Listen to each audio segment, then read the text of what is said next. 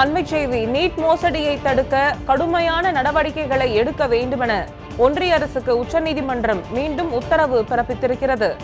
NEET மோசடி வழக்கில் ஒன்றிய அரசு இதுவரை பதில் மனு தாக்கல் செய்யாதது குறித்து உச்சநீதிமன்றம் கடும் அதிருப்தி தெரிவித்திருக்கிறது.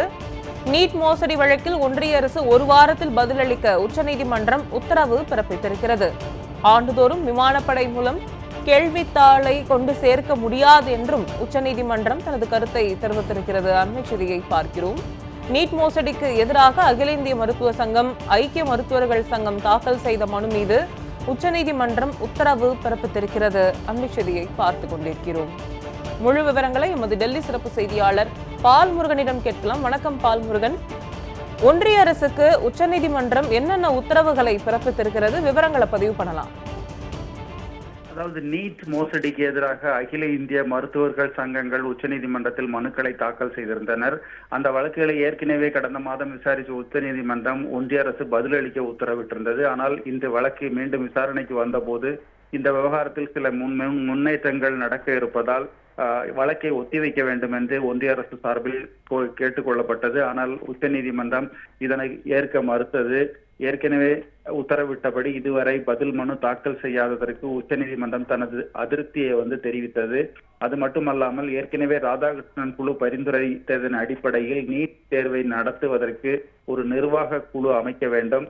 அதே போன்று முழு வெளிப்படை தன்னன்மையுடன் இந்த தேர்வுகள் நடத்தப்பட வேண்டும். அதனுடைய உறுப்பினர்கள் உள்ளிட்டவர்கள் நியமனம் இருக்க வேண்டும். அதே போன்று ஐஐடி, யுஜிசி, கேந்திரிய வித்யாலயா போன்றவற்றின் உதவியுடன் தான் நீட் தேர்வுகள் நடத்தப்பட வேண்டும். ஆகியவை எல்லாம் புதிய திருத்தங்களை சேர்க்கப்பட வேண்டும் என்று மீண்டும் அறிவுறுத்துவதாக உச்சநீதிமன்றம் தெரிவித்தது. அது மட்டுமல்ல, நீட் தேர்வை நடத்துவதற்கு ஒரு முறையான கட்டமைப்பு உருவாக்கப்பட வேண்டும் என்று மீண்டும் மீண்டும் உச்சநீதிமன்றம் இன்று தெரிவித்திருக்கிறது.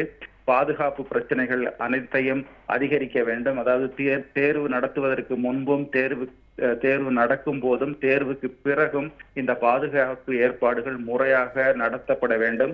அதே போன்று பல முறை தேர்வுகளை நடத்துவது குறித்து ஆலோசனை நடத்த வேண்டும் என்றும் உச்சநீதிமன்றம் கூறியிருக்கிறது.